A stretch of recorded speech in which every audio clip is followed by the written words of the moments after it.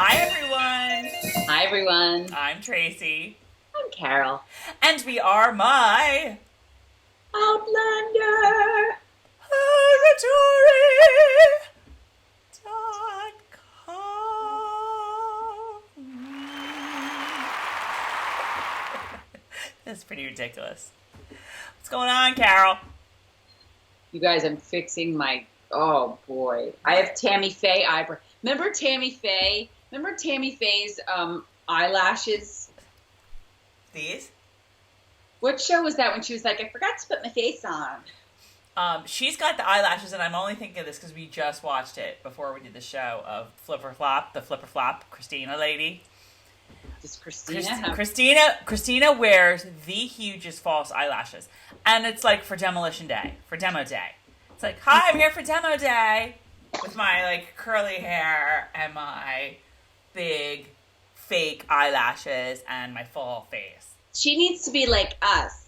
Me, not Tracey, because Tracey doesn't do it. And just do this.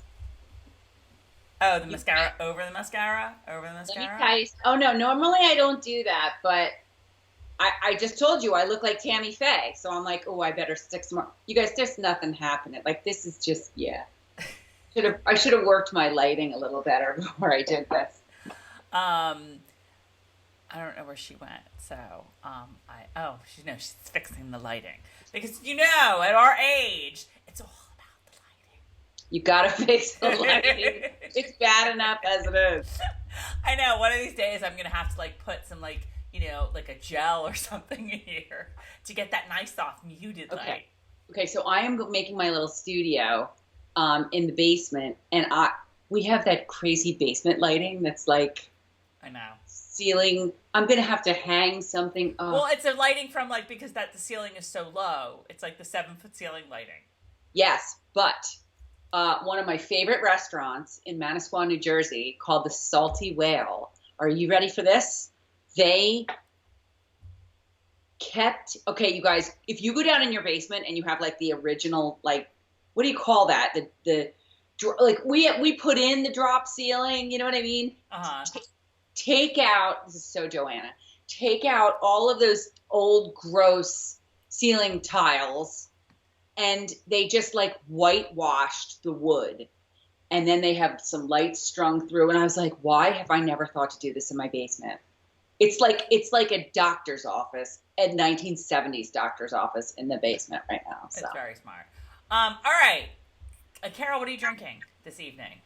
I hope you're back to alcohol. Because I felt so lushy. It's been this kind of week. I am drinking a little Oban 18. Oh, I love when you drink whiskey. It's just so fitting. And especially because I don't like it. Did you say thinning or fitting? Fitting. It's fitting. No, it's, because this is a show about Outlander. So drinking whiskey, no E, is very fitting. I'm drinking the same kind of Chardonnay that I always drink. It's called Cannery Row. Yum. This comes with when we order 12 bottles of wine at Christmas time to give out and stuff. This usually comes with that order. But I decided to drink it out of the squat, the stemless glass, just cause. I am not the biggest fan of the stemless glass. I normally am not either. Well, I'll tell you what. I would like it more, I think, with a red. I like a warmer red, but I like an ice cold white. So I feel like it gets warm faster. Like right now, I'm not happy with this because I put a couple ice cubes in it, which I don't really like to do. But and I would rather a warmer whiskey too. To warm the wing. We have red stemless, but they're so thick, I literally can't get my hand around it. So I don't like those. But this everyone's so like this. All right, we are it's only 4 minutes. I thought we were more minutes in. And we did get one or two complaints last week. Two? We got another one? I think so. So the two of you that complained how we just don't get to the point, because if we did, A, this is a show, and we have to be entertaining, and B, if we just got to the point, it would be 10 minutes long, and C, there is a stop, click, go to another website button. So there you go. Well, all right. Our rules. here's the thing. They don't understand. Like, have they watched us before? Yeah, I know. I'm not being a sarcastic ass. I really want to know, like, the person who complained, have you watched us before, or was that the first time you ever watched us? Because we are so all over the place. Like, this is what we do. I fully admit that. But I want to focus on all of the fantastic comments that we had from last week. I was just, because, we were off the grid a little bit over this Outlander, and I was like, okay, yeah, everyone forgot about us, so maybe a couple hundred people will watch, whatever. Less than 24 hours, and we had 3,000 hits on the video, which was just like, what? Now, maybe 2,990 of them were, like, 10 seconds in, like, I'm not watching this. But whatever. You guys, just skip ahead. Skip ahead. Okay, like this. There was something we said last week, like 10 minutes before the end, and I was like, I know no one saw that. Okay, but we are going to start now. This is our witty banter, but now we are on. So It starts now. It starts now. Oh, how did you never say that before? Oh, really? No, you've never said that before. That's a Stark thing. I have video of us hiking in Maine, and, like, there's a big, long line of us chanting, it starts now. You should make that on a t-shirt. Well, next we'll have to do a Game of Thrones video. Because, you guys, I'm not even kidding. Tracey, I don't even think you know this. I now have a House Stark welcome mat out in the front of my house. I think I've seen that. And I have a brand new flag that is underneath my American flag. That is the Stark Wolf. Nice. Okay, let's get to this because we'll never stop, and this video will be 2 hours long. Because I've got a lot to say about this episode. Tracey, do we have to? Let me just say this. This is a weird episode for me. It's not about Claire. It ain't there. All I know is this. I watched this episode yesterday. I texted Carol, and I was like, Carol, Tom needs to see this episode. Because I can hear it from here. I can hear it from here. In the infusion suite. Yeah, well, you didn't really update people last week. You know what? We get to a point, if any of you have dealt with cancer, cancer's back. Let's keep going. All right. There we go. So, but y'all know how we are, and we just kind of one foot for the other. Soon you'll be walking out the door, baby. Just keep swimming. Just keep swimming. Okay, so those guys watched it in the infusion room today. And Carol's texting me like, oh my god, Tom's already starting to bitch and moan about Claire.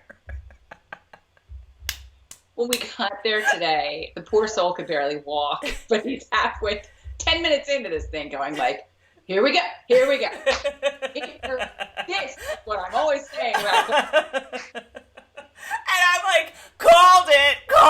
I knew it. I took some notes. I gotta find that text, what you said in the text, because what I just like laughed right the hell out loud. It's so great. You're like, oh, he's already annoyed. And then you said, and I'm gonna say the acronym. Well, no.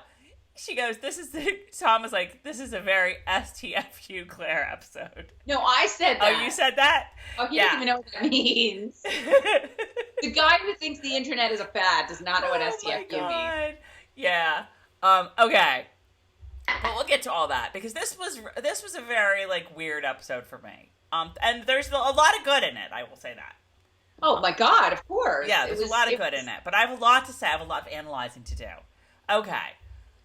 So, just to get through the, like, nitty-gritty, it's episode 402. The title is Do No Harm. We've got some new cast members in the very beginning. We have one Maria Joelle Kennedy as Aunt Jocasta. Oh, you guys, who's a Tudor fan? Catherine of Aragon. Really? Yes. Oh, I've never watched it, so I didn't know that. Love her. I've loved her for years. What else was she in that I just watched a couple of years ago? Mrs. Doubtfire? Oh, no, that was just her voice. It was exactly like Mrs. Doubtfire to me. I know you're used to loosey-goosey, but I am on a much tighter ship. I can't do the accent, but thank you, dear. Thank you, dear. I'm gonna tell you who I thought of through the entire episode every time she opened her mouth. A cup of tea, a from. I'm gonna send you video for that. Okay. I probably wrote it down. You guys, right now, before we even, do you know what that was that I just sang? I'd be very interested to hear, like, who knew right off the bat? A cup of tea, a cookie. Okay, keep going. All right. So then Colin McFarlane as Ulysses, and Natalie Simpson as Phaedra, I believe. Yep. Our writer is Karen Campbell, who I think wrote some last year, but I don't remember. And director is Julian Holmes again. And our Easter egg is one of the women slaves is winding the grandfather clock. Right. So that kind of, I liked it. It showed you the time was of the essence, if you will. Yes. Yes.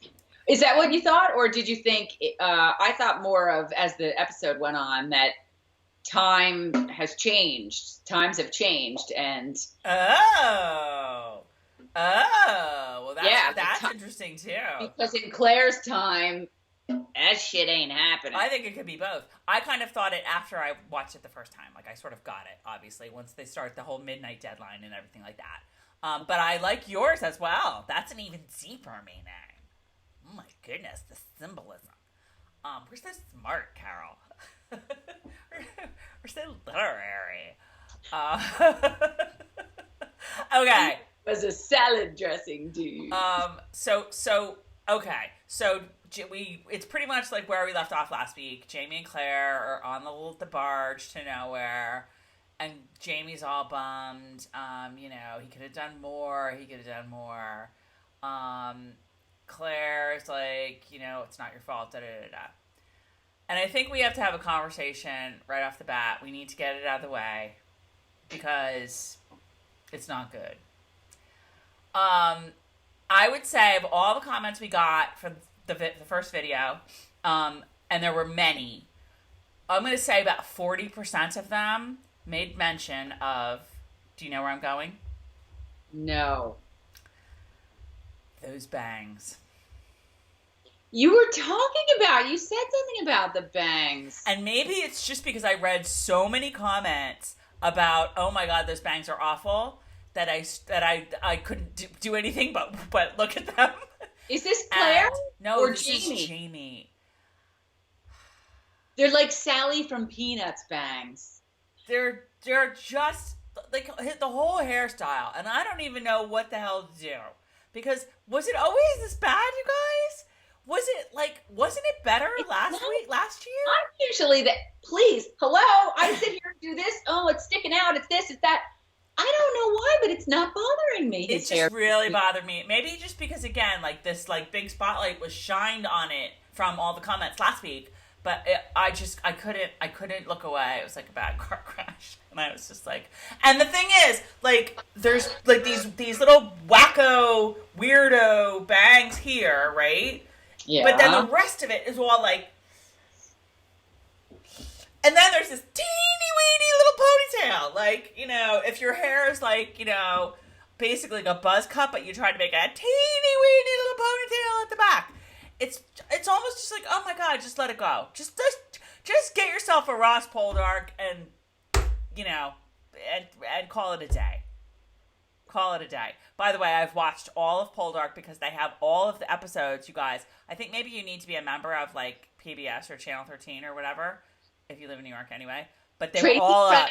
Stylies. I think that episode 7 is on this week. But we watched episode 7 and we watched episode 8. And we'll need to talk about that in a few weeks once those are all does that mean you're caught up? Yes. I'm more caught up than everybody else that's watching this video right now. Okay, so you're done. Yes. But you can't, but don't talk about it because I know, but how could you not have told me?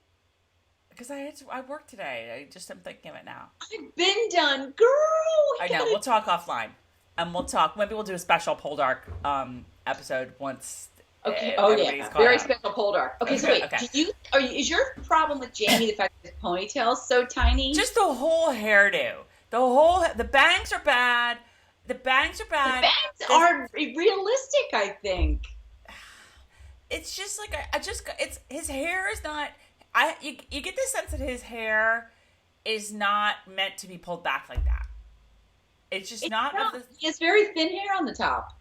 I don't know. I just don't like it. Now, I know you had been talking about the wigs last week on Claire, and I was watching, and they didn't really bother me. The only thing kind of bothers me is sometimes the gray's there, sometimes it's not. But that might be a lighting thing as much as anything. I don't know. Well, I will say already, it does. I have a very hard time. I guess it doesn't really matter. I have a very hard time thinking of these two as being, what are they supposed to be, like 45? Oh, well, yeah. Like, no, come on. No.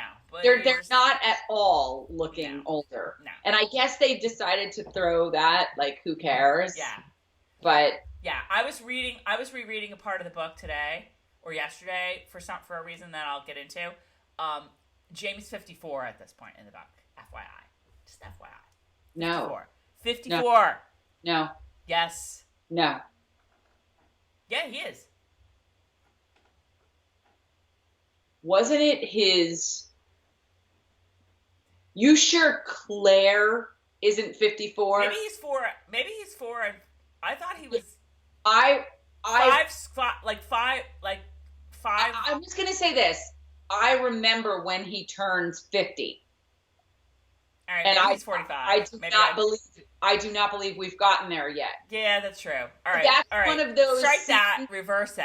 Maybe it's 45. And spoiler, I won't go there. I won't spoil. But that's one of those scenes that I think of as one of those lovely little scenes. That's just a tiny little scene that Diana Gabaldon might have just written at 3 a.m. because she, whatever, and stuck it in there. You know what I mean? Right. But it makes me so happy. So, yeah, I don't think he's 50 yet. Okay, but I should find where that is because I swore I did the math in my head a bunch of times. I don't know. Maybe it was said in that weird 18th century way of 4 and 20 or whatever the hell it was. So all I have to say to you is, I know he doesn't have old people hands like we do. So that's not what I'm saying, but keep going. Oh, I thought that's what you were saying. Keep going. Okay. I love him in the tricorn. Yes, because it's covering the hair. And because when he has the tricorn on, he kind of shoves the bangs up a little bit in it, so you don't see them as much, and they're not as bad. He should just wear that tricorn all the time. You know how I love a good tricorn. You know that. Who doesn't love a good tricorn? I know. So, all right. So, but I'll try to get over it. But for all the people that were commenting about it, I see it, I hear you, and I feel your pain because I am there too. Okay, so we get to Riverrun.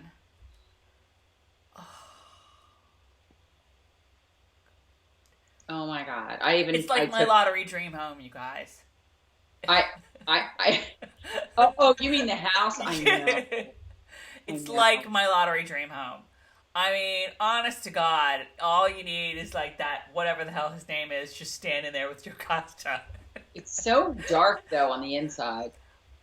I disagree. I thought it was no, you know what? I'm in the very first scene of them being inside where Claire's pouting, and it's really dark in this one room. But yeah, in the parlor. What? In the parlor.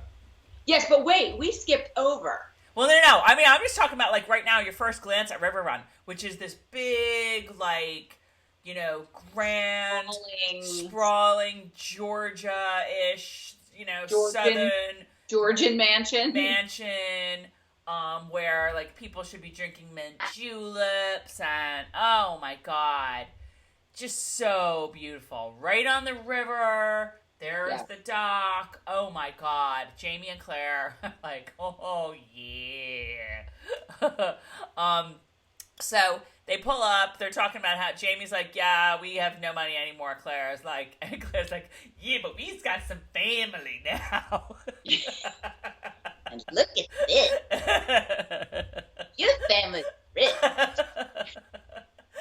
We have Aunt Jocasta, and that's all we're gonna need. Claire's yeah, could you carry my bags up there for me, please? But I hope you're being paid a fair wage to do it. Oh, that's true. That's true. So, who comes strolling down the dock to meet them? But it's Jocasta and Ulysses! So what did you think of them? Start with Jocasta. Tell me all your thoughts. You guys, this is so bad. I forgot she couldn't see. Well, that's how good she was at hiding it, too. Do you know that I totally let the 9th anniversary of my Outlander Purgatory come and go because I've had a lot of trauma happening in my life the past 6 weeks. And I forgot about that. November 1st, 9th anniversary. Well, Shlangeva.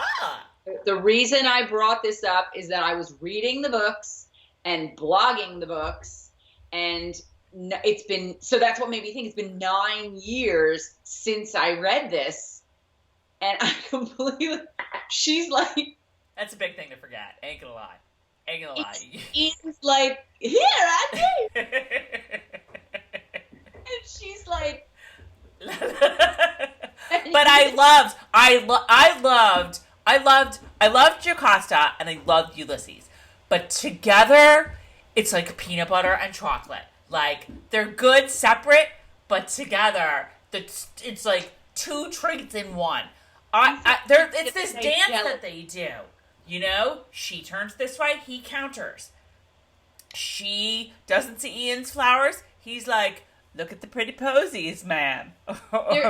They're so R-Pats and K-Stew circa 2000.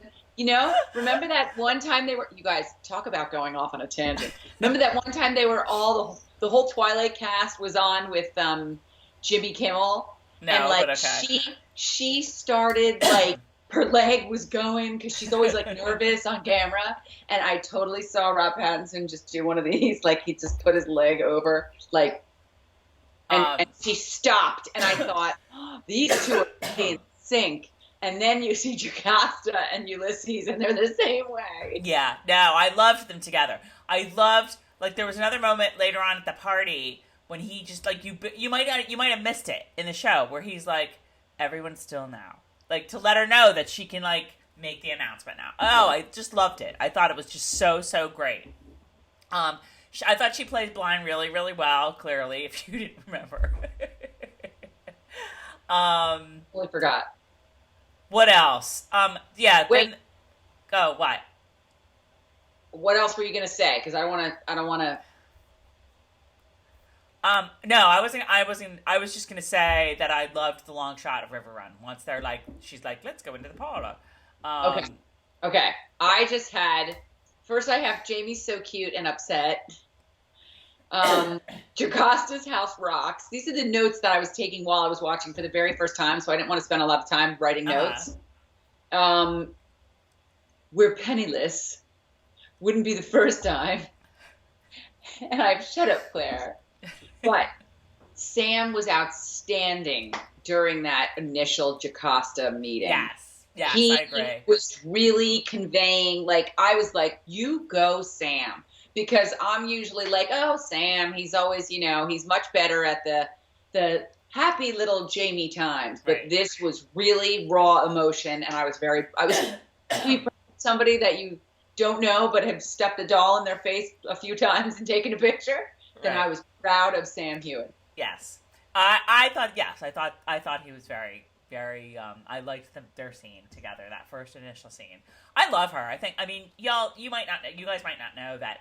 I mean, like, when everybody, back before there was the show, the big thing to do in the book world was, like, cast the movie, because it was going to be we all thought it would be a movie. So in my dream cast, Meryl Streep was always Jocasta. Because Jocasta, to me, is a character who is lovely and will smile at you and will call you, oh, dear, and, like, treat you lovely and, like, whip the knife around to your back so you're not seeing it, and boom. Like, she has a smile that will kill you. And I think Meryl Streep just, like, would do a good job at this. But are you still there? Because you looked frozen. Do I? Oh. You're faking me out. I will fully admit I'm trying to get my video straightened out, because Tracey's talking, you guys, and I'm doing this. Like, I'm not looking. Yeah, I thought she was great. I thought she was really, really great. And Ulysses too. It's perfect. So we get the long shot of Riverrun. I do wonder if is that house, like, is it CGI? It's gonna break my heart. No, they must have like made it on a backlot or something like that. They must have built, but that house is just, it's got to be CGI. I don't know. I really paid zero attention to the making. I'm not a big fan of like the making. I always think about that. I don't want to know. I just want to enjoy it, and I love when I forget stuff because it's like I'm a new fan, you know. So Right. I'm enjoying the heck out of it. Right. So we go in the parlor. We're chatting a little bit, and then Ian and Rollo come in, and Rollo has had a little incident with the skunk that was hilarious. Yeah, very cute. I love that Ian and Jamie are like, "What the hell? What's that smell?" Like whatever, and Claire and Jocasta are like, "Ugh." Clearly. And how do they not know? Do they not have skunks? They must not have skunks in Scotland. And they don't have the internet where you can read about skunks. Oh my God. And other things you don't have over there. I drove by one the other day and it stunk. So Ulysses leads them up to their chamber.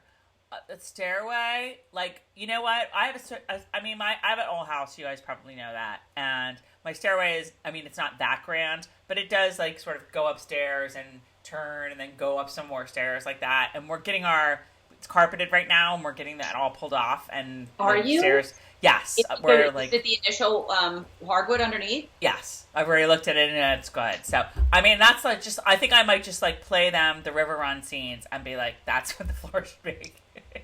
You just like make the floor like that, and we're good. I'm looking at it right now to see. And that blue of the walls by the chamber, so good, just love. It's so colonial. I know. Oh my God! Remember all my chair rails and stuff when I moved in this house 5 million years ago, 24 and a half years ago, and it was so colonial. And back then it was like, ew, get rid of all this, and now I'm like, I love it. I know. And the whole house is just so great. This is where I was writing in capital letters about how much I love the house. So John Gary Steele, who is our set designer, you know, slow golf clap for you, bro, because you've outdone yourself with this set. It's funny because, like, you know, I feel like Castle Leoch and even Lollybrook to a certain degree, like, nice places to visit, but you wouldn't want to live there. I'd live in friggin' Riverrun. I'd move right in tomorrow and live there. It's just beautiful. Why don't you just move to the Carolinas? Why don't you just marry it? I thought that's what you were going to say.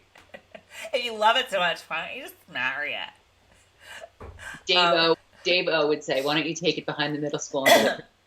So Ulysses brings them into the chamber, and we meet Phaedra and Mary, who are two of Jocasta's slaves. And Claire is like, "Oh, what are your names?" And they say, or no, Claire says, actually, they're like, you know, pleasure to meet you, like, madam or miss or mistress or whatever. And Claire makes the first of her faux pas of the episode, of many, where she's like, "Oh, you can just call me Claire." And then the looks on their faces and the look on Ulysses' face are just priceless. And to Claire, to her credit, like, recovers pretty nicely, and she's like, "You just call me Claire." Mistress Claire. And I'm rewinding this right now so I can hear it. I don't even think I paid attention to that the first time. That was the first indication that Claire was going to be causing some problems in this episode. And Ulysses is totally who's the Downton? What was his name on Downton? The head of the staff. Mr. Why do I forget his name too? I watched every single episode. I know. Mrs. Hughes and Mr. Grant or Mr. I trust all is well. If a need arises, you may call upon me. Anyway. Turn it off. Okay. I just want to hear her say, "Claire, call me Claire." Sir, mistress. Oh. Please, call me Claire. And a hush falls over the room. I know. That was the first indication that Claire gonna be causing some problems in this episode. I love it though. I love that they tackle the whole, like I said, like Ulysses, like she's upsetting the apple cart. Right. Even though she has good intentions, they're like, oh, like she's upsetting the apple cart, right. and she's not realizing this is the first of many, right. not the first in this episode, where she's not realizing where she is and what time period. Right. And I'll even forgive her this one because, you know, it is like, I mean, it's kind of no different than if she was going to, you know, go to Lollybrock and be like, this you is know, the same woman who couldn't light a stove. So I'll give her, and she's gonna be like, you know, Fiona or whatever. Like, you know, if Fiona's like mistress, she'll say, call me Claire. Maybe she should have known better and pulled them aside when their boss wasn't standing there and said, "Just call me Claire." She doesn't. Here's the thing, okay? She does. I can forgive her for this faux pas because she doesn't really, as yet. She's never really seen like slavery. She's seen it, you know, on the in the square, in the town square, when there have been slaves being sold and how horrible that is. But I don't know that she's ever seen just like day-to-day life. Am I forgetting like sometimes that she had?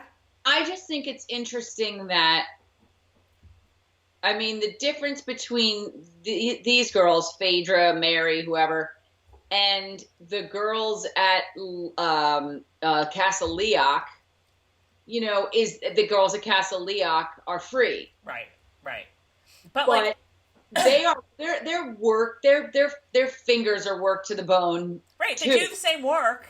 One of them makes a wage for it, and one of them doesn't. Yes, and what is their wage? Room and board? Like, you know what I mean? Right.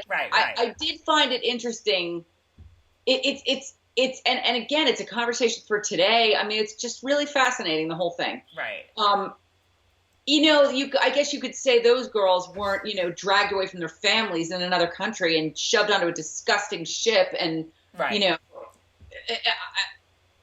unspeakable terror, what those people went through, the slaves. So, and they bring that up in this episode too. But I do find it interesting to think about the fact that Claire sat there with all of them dressing her all this time and never really seemed to, you know what I mean? Yeah. Well, actually, I mean, and this is in no way, you know, lessening the evil of slavery. Thank you. But Claire didn't seem to have a problem when, like, you know, like, not Leary, but like a Leary-esque, you know, kitchen wench who, like, probably, you know, got made no money, you know, whatever. I see what you're saying. I do. I think I agree with you. Now, I will say that Claire is an American in a lot of ways. So she has the backstory of how the two situations are very different, you know? So she's working on that too, whereas she just doesn't have the depth of knowledge maybe about like how bad things were for like the poorest of the poor in the clans, I guess. But she knows that she knows the history of it, or she should, in the U.S. But here's what the point I was going to make was, she doesn't learn from what happens to what happens here, and something clearly happens. Okay, and what clearly happens is that she sees right away that in this time, in this world, in this place, that's not, you don't say, call me Claire. She learns right away what the deal is. And she fights against it. And I get why she fights against it. But she doesn't, like, modify her behavior at all. Even seeing that, like, that moment makes everybody feel really uncomfortable. You know what I mean? Am I making sense? Yes, you are. And that, the only thing I can say to that is later in the episode, Tom said it, but I'm going to just tell you now because you're saying basically what he said. And I'm going to have to paraphrase because I thought I wrote it down somewhere, but okay. He said, this is my, at one point he sat straight up and was like, this is my problem with Claire. Oh my God. She never, ever thinks about anyone but herself. Yes. And he said she never takes collateral damage into consideration. Yes, that's exactly it. And she doesn't learn from her mistakes. And she's doing these things supposedly because she feels so awful about what's happening in society. But this is something I say right now in 2018 all the time. Is she really doing this for them, or is she doing this for herself? Okay. I have to, because I have a lot of notes here, and I have to scroll down to almost the end. Because I had an epiphany, and it's exactly that. Okay. This is later, way later on, after she's had the surgery. And Ulysses is basically telling her that, and I don't want to touch on it too much because I have more to say about other things, but Ulysses is like, it would have been better if you would just let that boy die. Claire did this for herself. I wrote that down. Those exact words with herself in capital letters. Claire did this for herself. She doesn't sit back and assess the situation and say, what is my best move here for all involved? Yes. Given the situation, given where I am, given who I'm with. Right. And again, it's hard for me, Claire, who lives in 1968 and sees what had happened and how horrible that was. I just can't separate it from it because it's too hard for me. But you know what? You're not in 1968. You're in 1768, say. And you're not thinking about how just because you think it's awful, and it is awful, how is that going to affect the people around you? Right. How is that going to affect the very people that you want to help? Right. Right. Well, and she's also, here we go. She used to do it about Frank all the time. Jamie, you can't do this because it'll happen to Frank. Like, girl, deal with where you are and what time period and what's going on right now. And stop worrying about other time periods. Look, I'm not saying it would be easy, but it was awful for her to have to watch this guy being strung up. I couldn't even watch it on TV. Of course. But at the same time, she's dealt with some really nasty shit over the years at Leoc or, at war. Like, suck it up. Look around you. How are you not realizing that you're going to mess things up? Now you've messed everything up for Jocasta. You've totally screwed her. Right.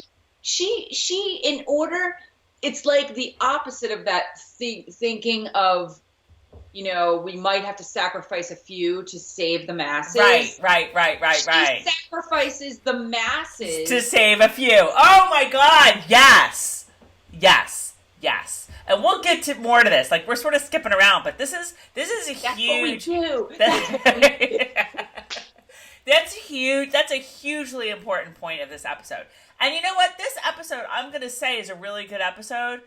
If only because it's making us react like this and have these conversations. Exactly. Okay, yeah. But let's keep going. All right, because guess who arrives now? It's John Quincy Myers. So we meet John Quincy Myers, and I love him. I thought he was great, and I loved the little conversation that he had with Ian. And Ian's very fascinated with the Indian ladies. Can we have a spoiler for like 2 seconds? And I'll run the spoiler alert. Spoiler alert. Excuse me. Spoiler alert. Okay. You guys, this is a spoiler for just keep going if you don't care or if you're a book reader. What are your thoughts? What are your thoughts about what Ian is to become? Remember when I just said to you I'm reading one of my blog posts? Uh-huh. My very favorite blog post I have ever written in my life was on Wednesday, December 23rd, 2009. And it's called When It Comes Time to Die, which I'm assuming was the one of the chapter. Ooh. I don't know if that was one of Diana's. I'm assuming that was one of, but then I've got a quote on here. Anyway, about Ian, and it's my favorite blog post I cried to you about this big time. I stood in my closet with the door closed and I cried about what you're talking about. It's a spoiler alert, so you can talk about it. I just like he's got. I mean, John Bell has like a task in front of him, man. Because right now he is nailing the like innocence and naivety of Ian. Right. So good. Right. He's doing such a good job that I'm having a hard time picturing him as like, Chief Ian from like next season. I was gonna say how, but I I'm like, it's like I can't fathom it. I don't know how that's gonna happen. And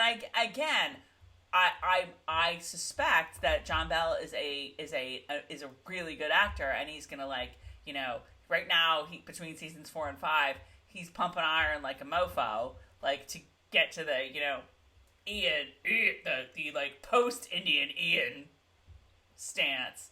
And go ahead. I don't know, but I just have it in all caps. That all I kept saying over and over again. They tattooed his face. Oh my god, that's a bet right there. That is a pool right there that the book reader should have. Is like, will he have face tattoos next season? I hope they have some kind of prosthetic, because let me tell you something. That's going to be a real pain in the ass trying to get that. It's going to be like Jax. Oh my god, it's going to be like Jax's back tattoo on Sons of Anarchy. They're going to have to get it's gonna be like that Prison Break guy that his whole body was a tattoo. Yeah. But they're going to have to get it the same every time. I don't know how they do that. I wonder if they're going to skip the face tattoos, because they better not. I don't know. It's going to be. I mean, the other thing then that made me kind of sad too is we won't see him at all next season except for that, unless we see him like they write stuff in. Unless they change it. But I will say this. I really enjoy the Native American influence in this season and going forward. I mean, I really, really do. And we haven't even really seen it yet. We've just sort of like tread around the edges a little bit. But, right. All right. I love learning about all of it, and it's the 18th century. It's going to be really neat to see. I'm really looking forward to it. All right. I'm cutting the spoiler now. Spoiler is done. Okay. So, well, that's like afterwards, but. Okay, I have to commend the second unit people on this episode, because my god, the scenery is like stunning. There is a shot right after that of like trees like changing color along the river that like I can't wait. Like watching it on HD is just stunning. What? Totally. I was like, thought of something funny, and I was like, she'll never even notice this. That scene was so gorgeous when I watched it the first time, but then a little while ago when I was just going through it again, it came up on that scene. And I can't show you because of my watermark. I paused it on that, but then I thought, what's that guy's name who paints with the afro? Oh, Bob something? Yeah. I might have to screen capture that once it comes out on Starz.com and make it like my screensaver or something, because it's just so. And my current work screensaver is like Venice canals, so I think it's equally beautiful. Hang on, let me see if I can.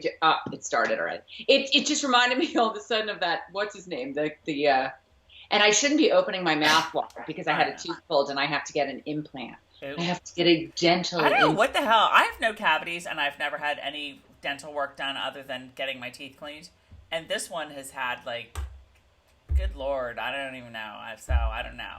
Well, we both, and actually, our parents both have really bad teeth. So the bottom last two teeth are all implants, and well, this one will be, and everything else is fine.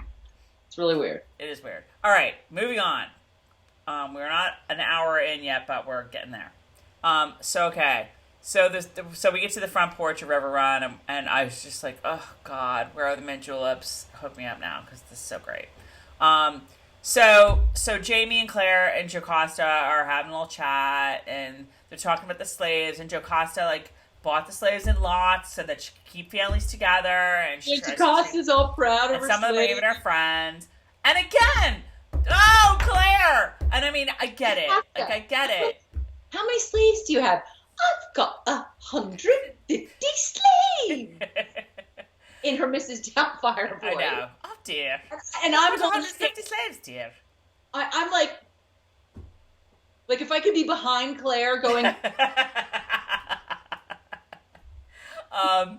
So yeah, Claire's she just can't with that conversation. And Jocasta the whole time is like this.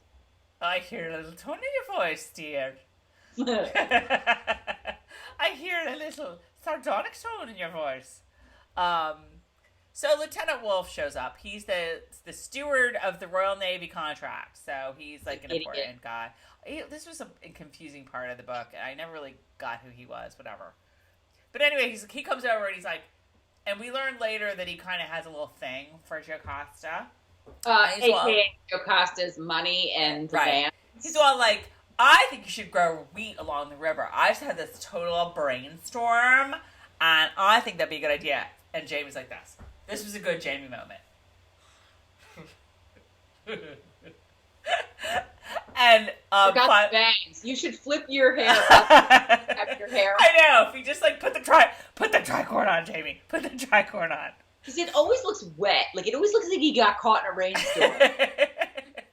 He's not using the We Dad product. And why was he so rude? I mean, don't get me wrong. I don't like this guy, but why was Jamie so rude? Jamie's like this. He knew what was happening. He's smart enough to know the deal.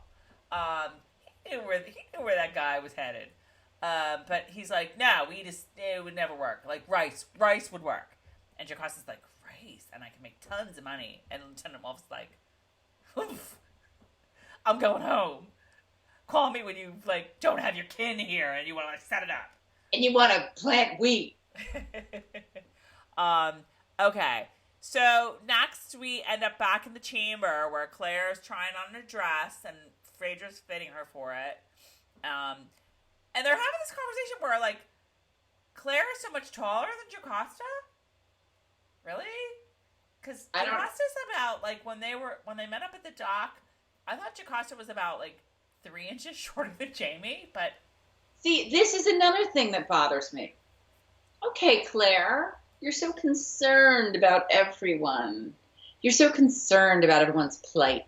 Yet there you stand, letting them bedazzle you in this expensive gown. I mean, I guess like that didn't bother me so much just because like somebody has to do it.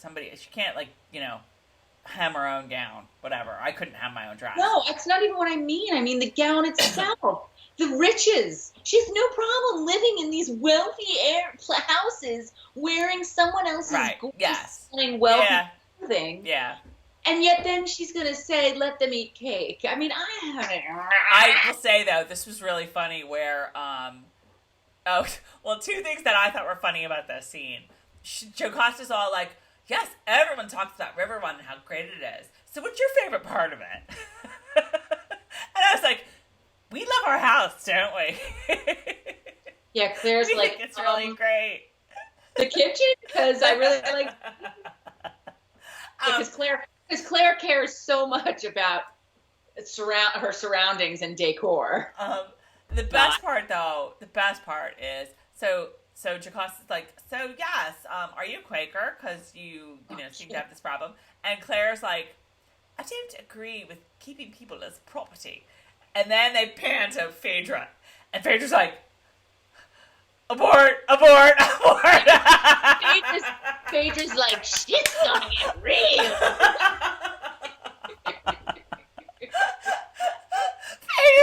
Phaedra is like, ill-advised, ill-advised.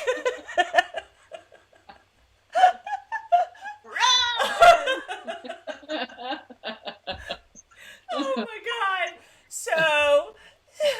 So they talk and talk. Yeah, I wrote down, Phaedra's like, oh no, she did it. I have Phaedra's so cute. Meanwhile, Claire's like, thanks for the dress. Now let me insult you. Okay, so it's party time at Jocasta's. What up? Okay. So everyone. I know. How did Jocasta like wrangle that up in a mere few days? I know. I mean, she's a very good entertainer and event planner. Real Ulysses probably did all the work. So Certainly didn't, and Claire certainly didn't either. So they're having a little. Claire and Ian are having a little conversation with that Philip Wiley. I think from what we're seeing so far of Philip Wiley, I think that it's going to be very different from the book, because Philip Wiley in the books is much more flamboyant and like a little lecherous, I would say, than this guy who's like a tight ass McGee. It seems to be. It just hit me What? who he is. Philip. The storyline is coming back to me, and it just hit me who he is going forward in the book. Shouldn't he be way like better looking and like? Yes. He's Yes. like- Oh, that's his sister, by the way, not his wife. The chick that's with him that was making fun of Claire last week. Wait, is he?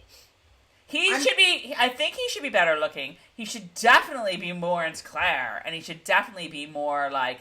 You know who he should be like the Reverend in Poldark.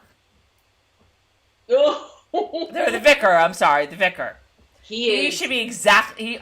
He should be hotter. Although that vicar is hot in real life. Right now. That vicar, you guys, Google. I don't know his name. I don't know his name in real life, but Google it and then like use Google Image to find pictures of him.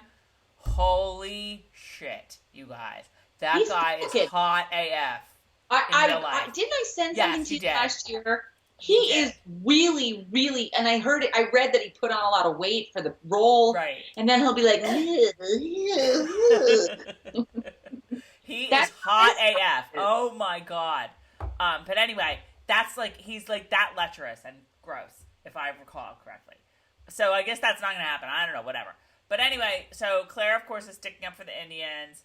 Ian is also sticking up for the Indians. And again, people are like, oh, you seem to like those savages, and whatever. Okay. So, and there is looking gorgeous in her dress that was stitched probably by all the slaves. But she doesn't have a problem wearing that now, does she? Right. Somebody has to fix it. Somebody has to have it. No, you don't get to be that way. Either you're going to say, forget it, I want nothing to do with slaves, or you're not. She picks and chooses. When it's convenient. So, okay, Jocasta is like, Ulysses is like, okay, you can bang on the glass now. And then Jocasta's like, and then Ulysses is like, okay, everyone's listening to you now. And she's like, guess what, you guys? I'm making Jamie my heir. Did you ever see The Quiet Man yet? No. Because, you guys, this was totally the scene with Will Danaher and the widow to land. That's all I have to say. Keep going.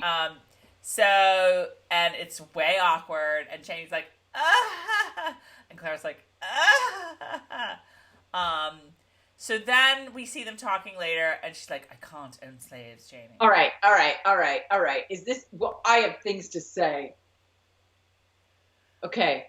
So, like, they just got there, right? And this party they throw for them. Right. And Claire's all, they have slaves. And Claire's all, they're all like, we have no money. And Claire's like, it hasn't stopped us before. And they get there, and this goes on, and they have the party. And then they announce, we're going to give all of this to you. And Jamie's all, oh, why didn't she tell me first? Like, she's got an angle happening here. And then Claire's like, I just can't. And I'm like, is there any appreciation for the fact that you're no longer poor? You were poor for like, you were like Arthur poor. You were like Dudley Moore poor for like an afternoon. Okay? She's gonna go home and make Jamie and tuna fish sandwich. Yeah. Like we made a tuna fish sandwich. So we're gonna go home and eat a tuna fish sandwich. Like, and now all of a sudden they're told you are going to receive all of this will be yours. I took the money. I mean, I'm not crazy. And they're both like, okay, I kind of disagree with you here. well, I'm kind of being a wise guy here too. I mean, I understand, especially Jamie's point. Right. But I just had to laugh that there was not 1 second of, oh, look at all of this, it's going to be ours. You know what I mean? Like, it was just like, oh, how dare she give all of this to us? I mean, I get it. Well, it's a big responsibility. If I was like, okay, if you were like, I don't even know. It's a big any kind of responsibility like that. I would be pissed off if somebody just announced at a party that like, okay, Tracey, I'm putting you in charge of, I don't know, Keelan and Ian are gonna come live with you now. Aren't you lucky? I would obviously, you'd be like, I can't believe she just announced that and like didn't even tell me. Yes. So you'd be pissed about that. But also, but I was a little like Claire was so pouting, like, I can't live here because they have slaves and I'm not going to live here. And I was just like, oh. I mean, I definitely have stuff to say about Jamie's reaction to all of this, but I'm gonna hold off on that for now. I'll get to it later. You're saying a lot of for now. Like, we're almost done. No, I really did take good notes where I like wrote down where I wanted to say stuff and everything. What happened between Claire and Ian at that party? Because I have Claire is teaching Ian to be intolerant of the intolerant people.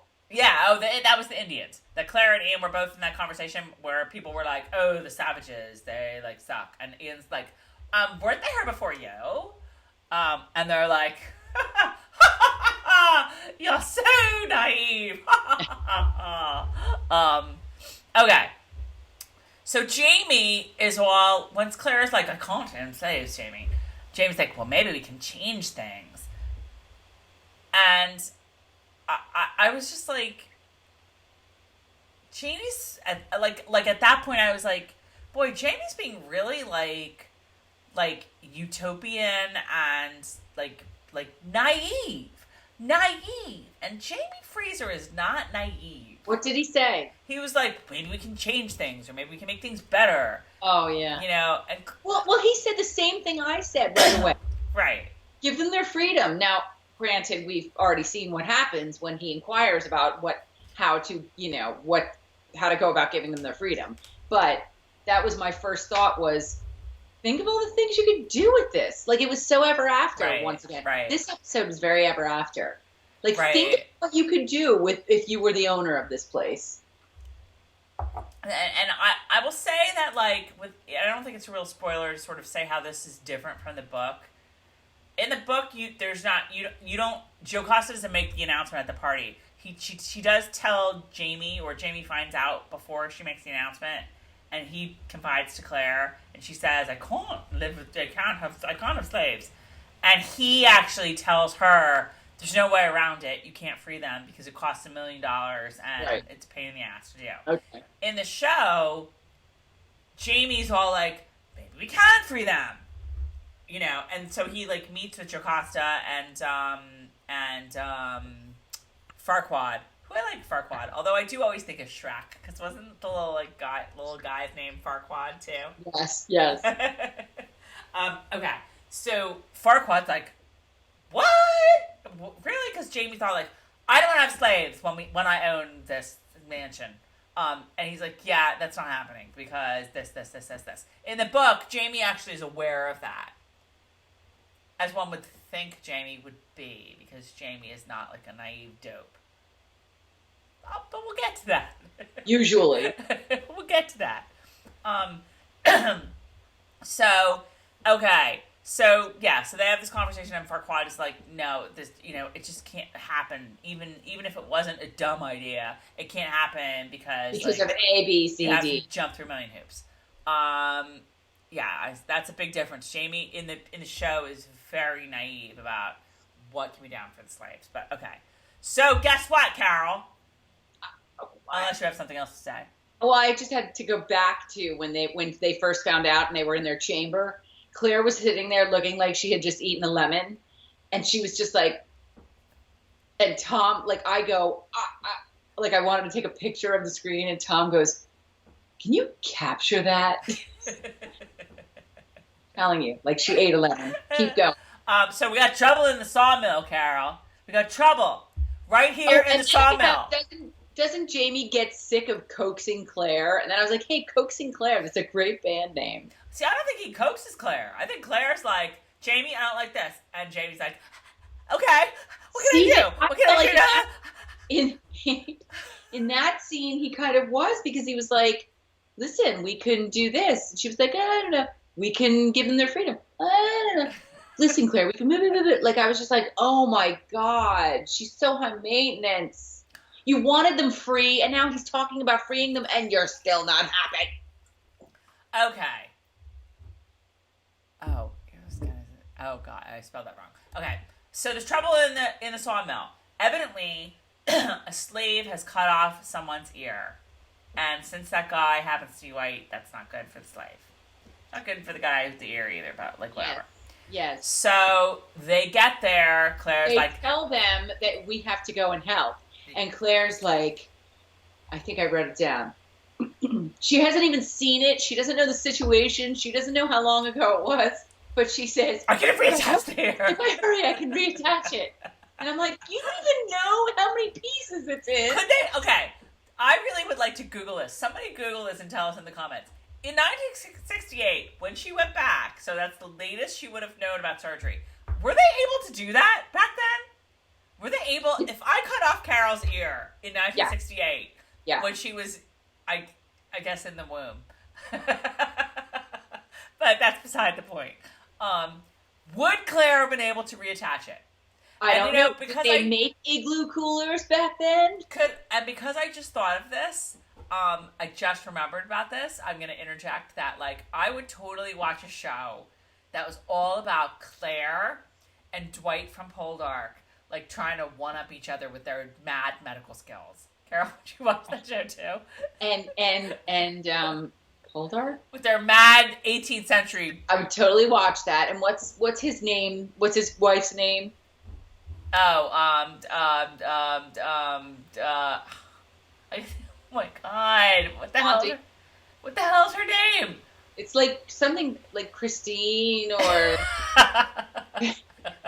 Bambi. And he and Claire could go back and forth, and she'd be like, oh, I'll be in London. I can't believe I can't remember her name. It'll come to me, whatever. I'll just tell you when I get it. So, okay. So we arrive on scene, but we're not really worried about the guy who's lost the ear, because the guy who did it, the slave who did it, is being strung up, and he's got a big hook in the middle of his stomach. Awful. It was awful. So, and why did he cut the ear off? I'm not sure that that's ever made clear to us. I don't know. He was having a bad day. I don't remember from the book. I had to go back to the book and read a lot of this part again because I wasn't quite sure what was going on. But okay. So Jamie pulls out the thank God Jocasta gave him some guns, because Jamie pulls him out. He's like, take that man down. Because because the way that the law works in 1767 is that if you are a slave and you do anything to hurt a white person, you're done. Oh, you're gonna get strung up. But first, you have to have a trial. This is I guess there's but the trial is not really a trial because it's already a done deal. So whatever. It was just all just very effed up. The whole thing was just effed up. Oh, please. They were just going to string him up. Right, of course. But you, guy who got your ear cut off, was not allowed to do it yourself. And your friends were not allowed to do it. Only the guy in charge of stringing people up was allowed to do it. Only the angry string-up mob was able to do it. Right. And P.S., this shit went down all the time with all different types of people. We just this week, there was an article in the Asbury Park Press about there's a monument here that the Daughters of the American Revolution lay flowers and everything. The story was that this captain hung this guy and a bunch of Tories because they kept burning his house down. Well, the people in that the historian they interviewed was like, yeah, the only thing we know, like as far as we know, there was a hanging, and they basically lynched these guys. You know what I mean? Strung them up, and that was that. So like it's kind of the same type of thing in that there was no law. I love how they're like, these are our laws. Really, explain to me the laws. Like well, it was their laws. I mean, their law was, and it's a completely crazy law, but the law was that if you were a slave and you hurt a white person, you were dead. You were gonna be hung. But you weren't gonna be hung until they had a big show first. Oh, yeah, I don't think there was much in the line of law. It was just like, oh, this is the deal. You're gonna be hung, and then we're gonna do all this fun stuff, and then we're gonna hang you. Right, but like not just anybody could hang them. That was the thing. So like the guys who hung him, who put up the hook in him and hung him, were actually also in jail, as we find out later. Because you're not allowed to do that. You have to hang him in the proper way. To follow in the town square. In the town square in front of everyone. Okay. So, but Jamie's like, cut him down. Cut him down. You're not allowed to do this. Cut him down. It kind of freaked me out, this scene. It was kind of like Claire and the witch trial. I mean, Jamie came along, Claire wanted him down, and Jamie was like, cut him down. And I kept thinking, like, if Jamie went with like Ian, not Ian's dad, years ago, and this was going down, would Jamie have been so quick to cut him down, or been like, I'm just gonna back up and go back up? That's the way I came in. Right. So they get him down, and Claire says, I think if we get him back to Riverrun, I can perform surgery and take the hook out. And that's where this episode goes all the hell in handbasket. And that is what I have written down. It is Outlander isn't Outlander if Claire isn't yelling everyone doing something at someone's dining room table. Okay, we won't get into like how they got this guy with a iron hook shoved into his body. Yeah. Back to Riverrun, which I don't know how many miles that is on fucking horse. Sorry, this just really pissed me off. On horseback, back to Riverrun or whatever the hell, okay. Okay, but they got him back. I'm gonna just say first. Oh, I keep getting this stupid password thing. Okay. This actually happened in the book. This happens in a very similar manner to how it happens on the show. The only difference is that there's no going back to Riverrun, and there's no. Well, okay. So none of that happens. But this all happens away. They find him on the hook, get him strung up. Jamie pulls a pistol. They get him down. Claire looks at him. She's like, I think I can save him. And then the TV show kind of takes it from there. And again, I know the show is the show and the book is the book, but the show in this case, I feel, got a little ridiculous with this whole thing. And I'm sorry. And maybe, I don't know, do you agree?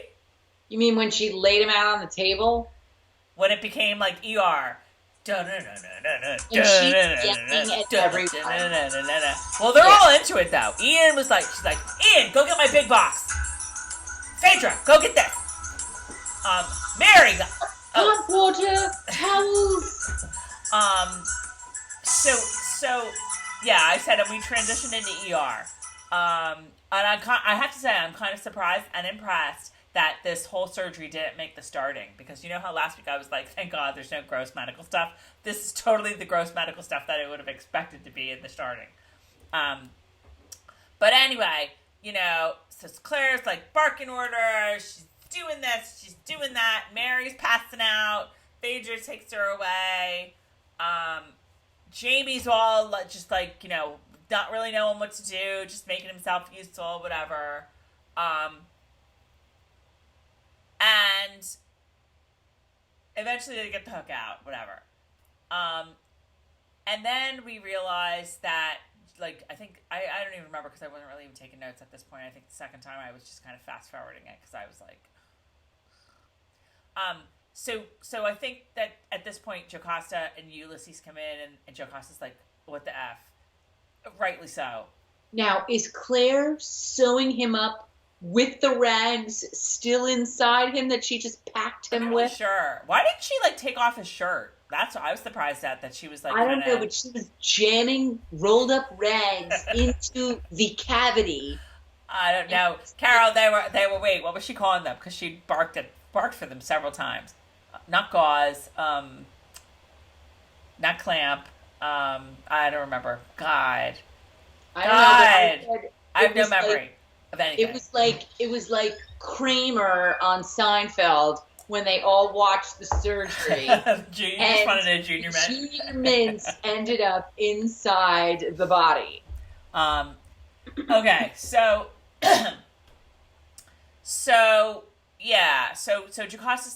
Jocasta, everybody's like, this guy why are you doing this? This guy has to be hanged. And so Lieutenant Jones, or whatever his name is, and Farquaad show up, and Jocasta and Jamie meet with him in the parlor, and rightly so, they're ripping Jamie a new one.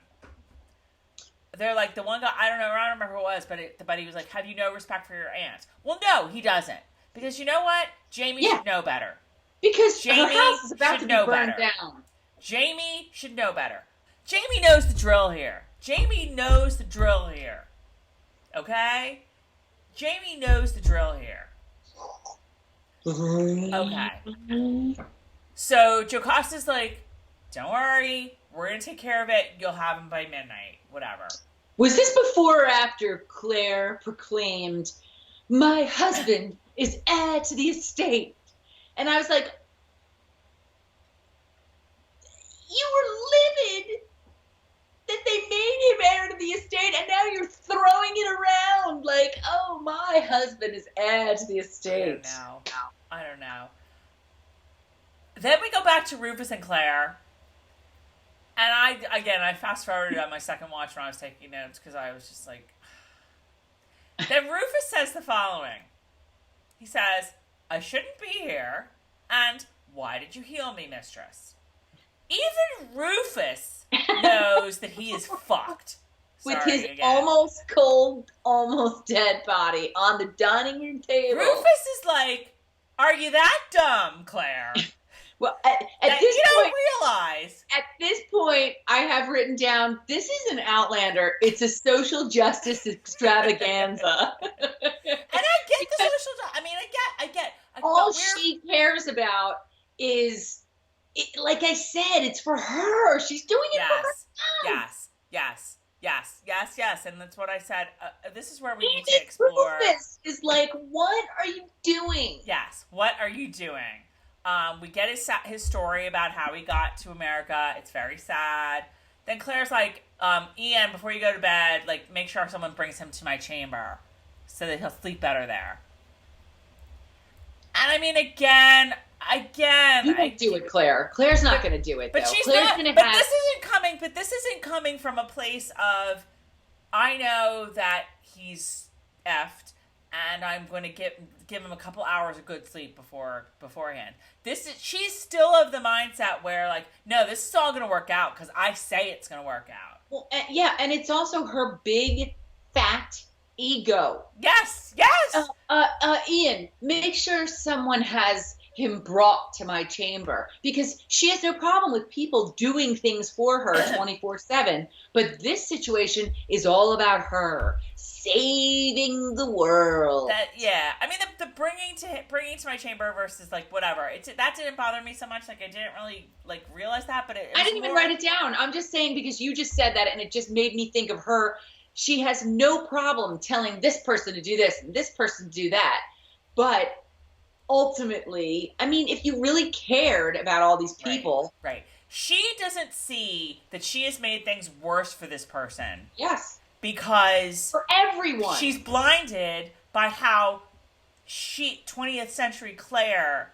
needs to save would react in that same situation. Yes. Okay. at the cost of everyone else, Right. including her husband. Right. Her husband, what I don't get is why wasn't her husband grabbed and strung up during all... Kind of. I love when the when the mob stayed outside and waited for like 20 minutes for her to finish her business in the dining room. Right. All right, maybe we need to have this talk now. Like, okay, so what I wrote down here, so fast talk, because I'm falling off this.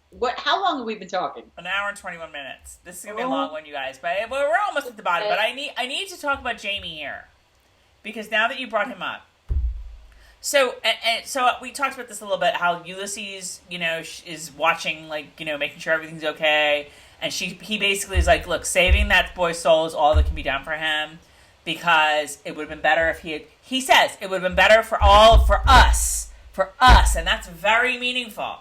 Not just for the boy, but for all of us. For me and Phaedra and Mary and all the other unnamed 148 people or whatever out there. Better for all of us had he died. Because if he lives, we are all screwed. Because they're going to make an example of him. They're coming after us. Right, exactly. So that Claire did this for herself, and that was a real epiphany. Then I wrote this down. So, okay. So all of this from Claire, all of this like blindness and refusing to see that what's right in 1968 may still be right ethically in 1767, but maybe not right logistically, if that makes any sense, or historically, or whatever, in 1767. That's part of her character, and that's what made very clear. And, like, that makes Claire who she is. That's her Achilles heel. Claire can't see past what she thinks is right. But where does that leave Jamie? Why is Jamie reacting in the same way? Like, what I wrote down is this. Okay, hold it. Why is TV Jamie acting in the same way? Yes. Because again, I'll go through this whole thing. Like, since day one, does what she wants. Yeah. What happens is, the same exact thing goes down in the book, except that none of this business of going to Riverrun and saving him happens. Okay. What happens is they take him down. She's like, I think I can save him. Jamie's like, Claire, no. Like, Claire. Yeah. What did Jamie do? There's no saving him at this point. What did Jamie do when Claire started spouting off in Dragonfly about the ship? What did Jamie do then? Did he stand there and let her in the books? No, he was like, Claire, you can't. When she's all, there's smallpox. Blah, blah, blah, blah. Jamie always would stop her and be like, Claire, you can't do this. Jamie is the share that says, snap out of it. But not in the show. He's not. But not in the show. He ran right in tonight and didn't even stop to say, Claire, let's think about this. No. Right. He sees an angry mob. He sees all these guys about to hang this guy, and Jamie just runs in because he's going to do what's right. Thank you, because that bothered me. It really bothered me in this episode. It really bothered me. Jamie knows the deal. Jamie knows the drill. Jamie knows the drill. Right, but I said it was running in the background of my head. I didn't really stop but it was bothering me, and that's what was bothering me. Jamie just keeps he just ran in there, and I'm like, since when is he doing what her 20th century? Yes. In the first season, when he beat her, he wasn't doing what his 20th century, and maybe he just didn't know enough about he clearly didn't know anything about the 20th century, since he didn't know she was from the 20th century. But even though he knew what he was doing was wrong, or he wasn't good with it, he did it because that's what, in that time period, that's what had to be done. Right. To save your own life, to to keep going, to not lose everything. What I said, oh, God. Jamie would be more protective of Claire. Jamie would know that if Claire got herself all caught up in this, Claire's going to have... She's a woman. Right. She's a woman. Right. I just wrote this down. I hate that Jamie is made to be as dumb as Claire. At least Claire's dumbness is tied to who she is. Yeah. Jamie's dumbness is just because he's a sap.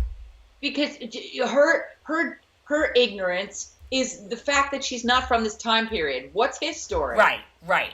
And I've never said this before about Jamie. And this episode, for the first time, I was like, the conflict should have been between them. Think how interesting that would be. If it wasn't like Farquaad and Lieutenant Jones or whatever the hell his name is, being like, you can't do this. If it was Jamie telling Claire, this is how things are now. I know it's wrong. And think about how Claire would have to like reconcile the fact that Jamie, who she loves more than life itself, is like telling her to do something that she knows and he knows is wrong. For the, I don't even want to say the right reasons, but like, because, It becomes more about the social justice lesson and not about Jamie. And not about Jamie Fraser and who he is. Thank you. And I feel bad for people who haven't read the books that watch the shows that think that this is... I'm so glad you unlocked that. That was locked up in there, but it bothered me when I watched it. Maybe I would have thought about it if I watched it again. But I watched it, and I watched him take him down, and he ran over there to get him down. Well, no, I mean, they did, and I'm telling you, that happens in the books. Because I was like, I got to know how he reacts in the books after I watched it the first time. So I read that part, and that exact thing happens, and he's like, he holds the gun, he says exactly that whole part is right from the books. But what's different is taking him to Riverrun and healing and doing the surgery to heal him. Claire's like, I think I could do this. I think I could take this out. And Jamie's like, bro, there's no point. Right. And Claire's like, really? And Jamie's like, yeah. And Claire does, in the books, I think she does give him something to, kind of end it, make it quicker. But she helps him that way. But it's because Jamie is the one that shows her how things are. And she shows respect for her husband. Well, and she shows that she's like, even though that she realizes the repercussions of trying to shoehorn 20th century ideals in an 18th century world. Right.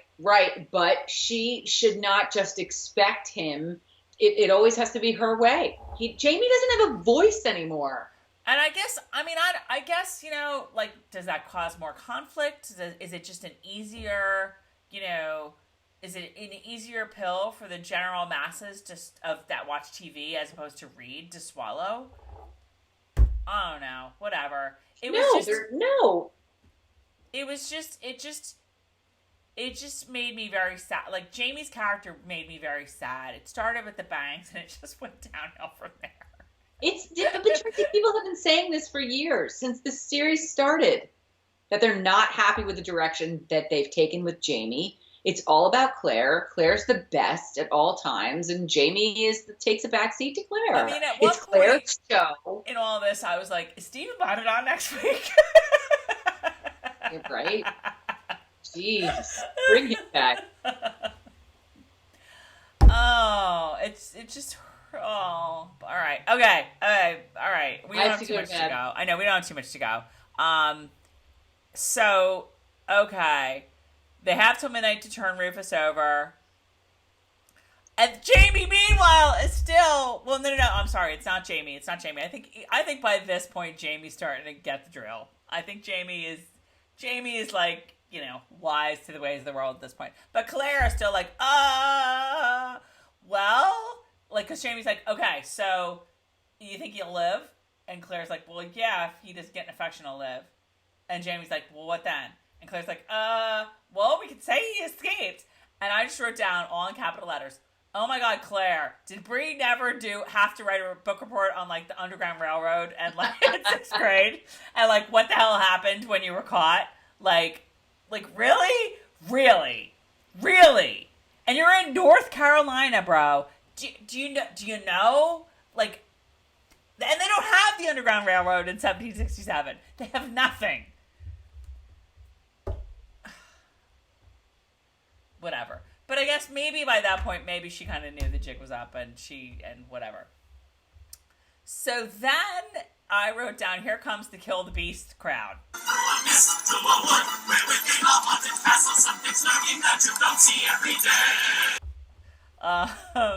the mob from Beauty and the Beast. Kill the Beast! The bees are dead. It's just so, like, it was, I just hate it might as well have been on stage. I just hate mob scenes like that, just because they're so done. They're so, like, with pitchforks and torches, like, it's like every movie ever made has mob scenes like that, and so, whatever. Okay. So they start smashing the windows, they're like, you know, give us Rufus, give us Barabbas. It is. I mean, it's that movie too. That had a mob too. And Jamie. At this point, you're thinking, "Oh my God, this poor woman's gonna lose this beautiful." I know. Don't touch the house. Don't you knock over another window. If it's not about Claire, it ain't there. Those windows are really valuable, and they cost a lot of money. Don't, like, throw a stone through another one. Yeah. So Jocasta's like, Jocasta, to her credit, like, God love her. She's very, you know, odds are she didn't kick the two of them out, like Jamie and Claire. Like, yeah, you know, I've rescinded my offer, bro. I know, I said that to Tom. I'm like, she just sits here. She doesn't say a word. I'm like, if it were me, I'd be like, time's a wasted. You need to get home. So she's like, it's all good. We're going to handle this. So Jamie actually makes the suggestion about maybe you could give him the same thing that you gave, like, Colin or whoever you gave it to. Milk of the Poppy or whatever the hell it was. So she's like, I'm going to make you a tea. And then she makes the tea, and he drinks it, and, you know, whatever. Oh, that's so sweet. That whole scene about his sister. Right. That had me in tears. Yeah. It was very, that guy was very good. I didn't write down his name, but, like, slow golf clap for you, Rufus. So Jamie brings him out, and I will tell you that the last 30 seconds of the show were just heart-wrenching. Like, I know we've talked a lot about, like, things we haven't liked about the characters and whatever, but, like, the last 30 seconds of the show were so effective. Right. And, like, must have been really, really hard for everybody to film. And I didn't expect them to leave it there. And Tom goes, I know. I go, I can't believe they left it there. And Tom goes, that's exactly where they had to leave it. I just, you know, those images of, like, Rufus just being, like, dragged down the stairs and across the yard. Awful. Like, really awful. And that was, like, way, like, Outlander, like, for all that I've bashed you. and like I said, I thought this is going to end up being a really good episode, or a really memorable episode, because it got us talking about a lot of things. Right. But for all the bashing I've done, that scene was just, like, really, really, really effective. Yeah. It was really effective. And that's it. We get a tight shot on Jamie and Claire. It's a very interesting, I have to say, if you go back and you do a freeze frame on something, look at Ian's reaction. Very, very interesting. That John Bell, I'm just so looking forward to seeing what the rest of the season has in store for our buddy John Bell, because he's very good. And that's it. Tight shot on Jamie and Claire. Not a cut, a fade to blackout and credits. And that's it.